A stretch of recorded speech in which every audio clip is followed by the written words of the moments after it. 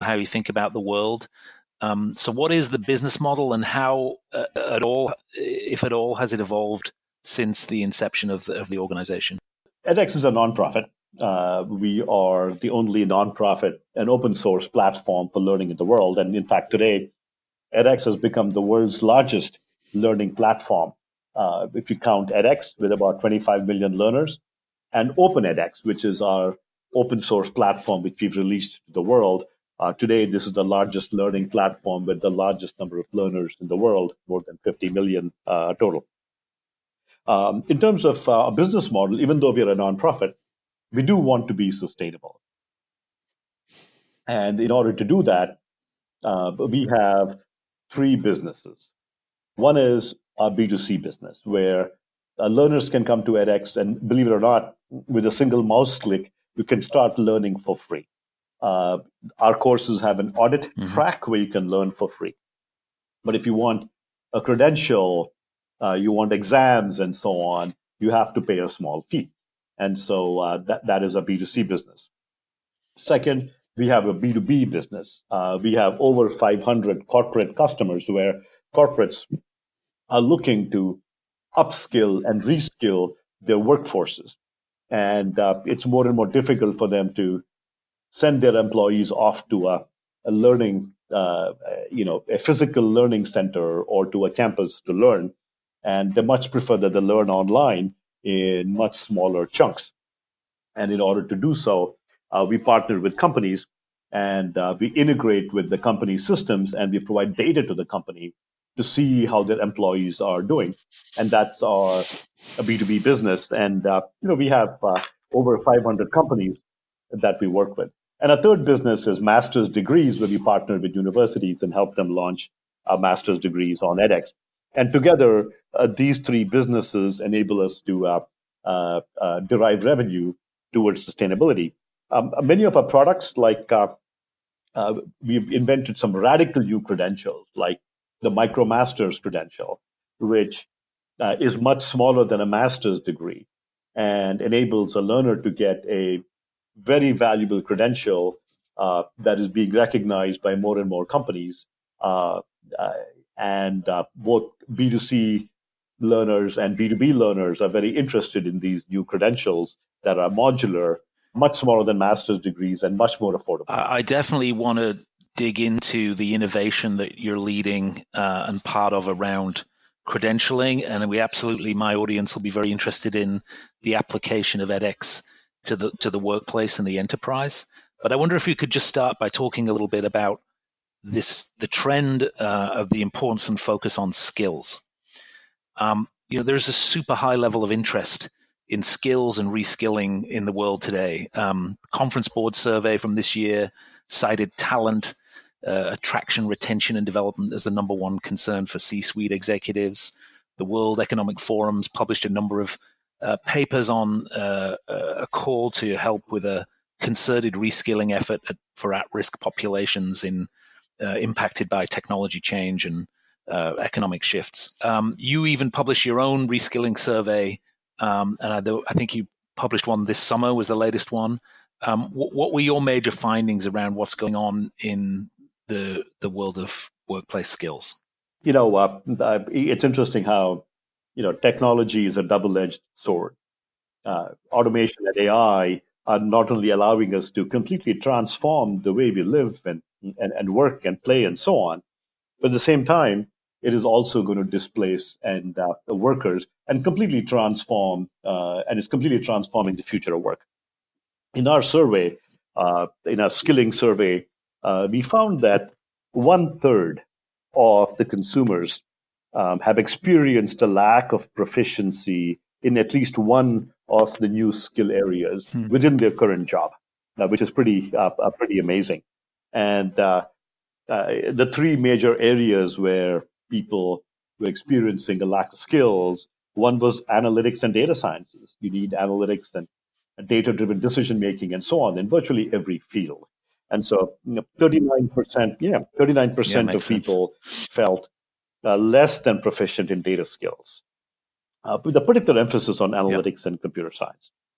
The second skill set with the largest gap was business skills and soft skills, where I might be an engineer and a techie, but it's becoming increasingly important to have the humanistic skills, critical thinking, communications, collaboration, storytelling, negotiation, those sorts of things.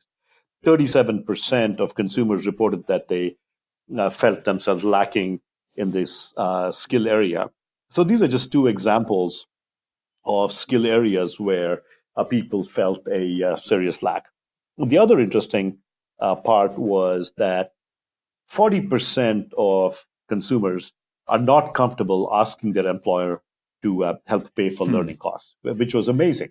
And the reason is that, like, can you imagine, here I am working for a company, and if I ask my company to pay for something, it's acknowledging that I don't know something. And learners are loath to admit that to their organizations, and our data shows that. So, well, a number of things there. It's really curious that we have a culture where people are anxious about asking to invest in their skills. I think that's something that we've all got to work on. But I'm also interested in this term power skills or soft skills. It's a term that's really getting credence, and I'm hearing more and more. And in a recent blog post, I noticed that you attributed the phrase power skills to the president of Dartmouth College. Can you enlighten me on the backstory around that term? Oh yeah, absolutely. I was at Dartmouth, who's a great edX partner, and I was chatting with Philip Handlin, who's the president of Dartmouth, and I was mentioning that humanities were as important as kind of the hard, what they call hard or tech skills. And I mentioned that we were very, very interested in having certificate programs for soft skills. And at which point, Phil Handlin pointed to me that, maybe we shouldn't be calling these soft skills. These are much better referred to as power skills. There's nothing soft about critical thinking.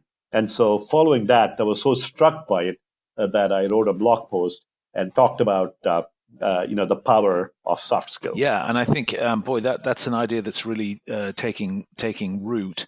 There are some people who think that it's hard to teach those kind of human or power skills in a MOOC format. What's your experience been around that? Well, there's not a whole lot today that you cannot teach in a online, digital, or a MOOC format. You can very much teach power skills or soft skills completely online. In fact, we have a phenomenal professional certificate program in soft skills from the Rochester Institute of Technology. This is a set of courses in negotiation, critical thinking, communications, storytelling, business presentations, and so on. And you can very much teach these programs completely online. Could we shift gears a little bit and talk about credentials and badging? Motivation to engage around learning is a really critical factor, and there's a lot of innovation going on in this space. I wanted to sort of pick your brains about what you think is happening there. First of all, sort of credentialing and brand. What have you learned about badging and credentialing at edX? And what do you know about how learners value them? And how are you innovating in the space? The key turning point for us in terms of increasing student retention, student success, and people earning certificates was the launch of extremely powerful and innovative new credentials. So we launched a new credential called the Micromasters about 4 years ago. MIT pioneered the first Micromasters in supply chain management. And a Micromasters program is a new credential. It's a modular credential. It is smaller than a master's degree. A typical Micromasters is about 1/4 to 1/2 of a master's degree. You can take it completely online. No applications, no application fee, no recommendation letters, no GREs, no SAT, no nothing. You click and you're into it, and you can start learning for free. So it's a very easy way to get started learning in a Micromasters program. And the cost of the credential is about $1,000. while a campus master's degree in supply chain at MIT might cost 2 orders of magnitude more. Many of these master's degrees that correspond to the Micromasters Yeah. might be $60,000, $70,000.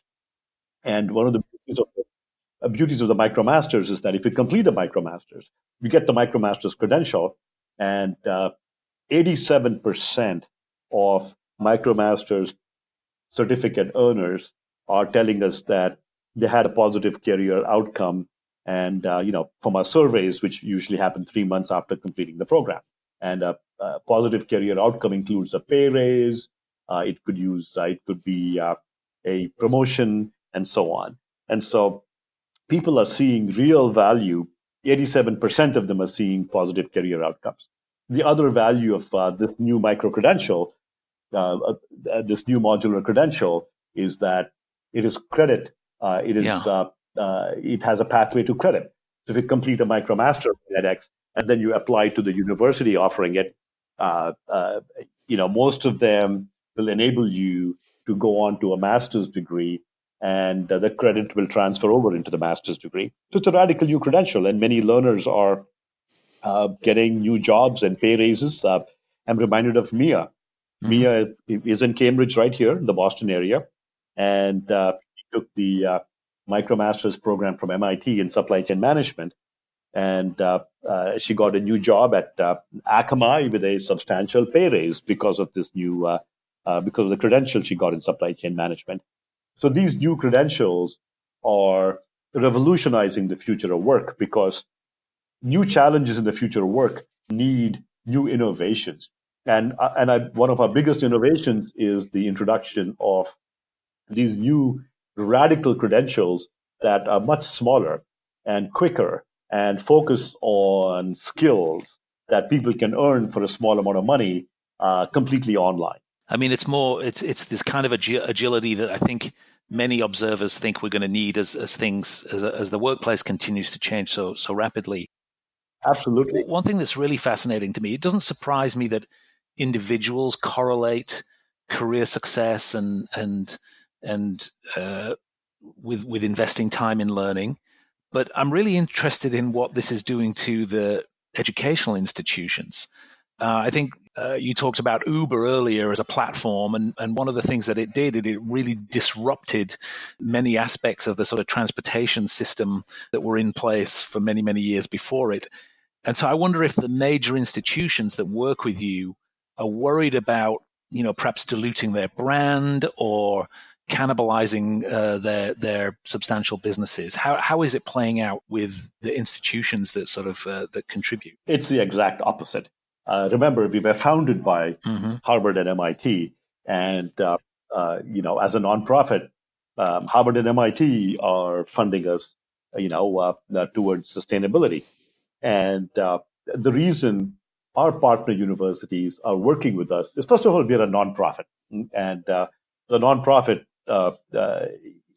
human good and doing the right thing and reimagining education are the important things versus return on investment for investors and the individuals.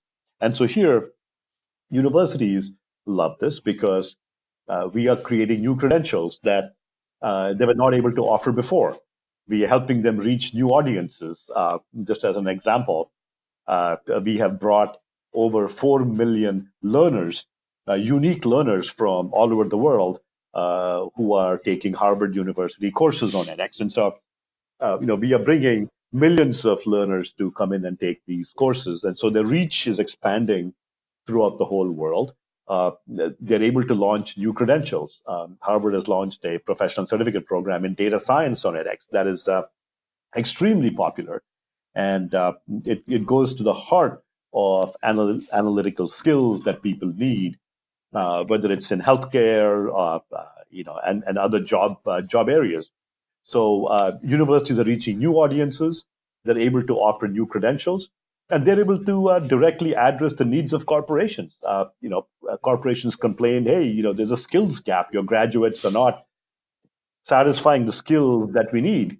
And so now with these new credentials, learners can upskill even while they're at a company. We have many companies that sign up hundreds, thousands of their employees. We have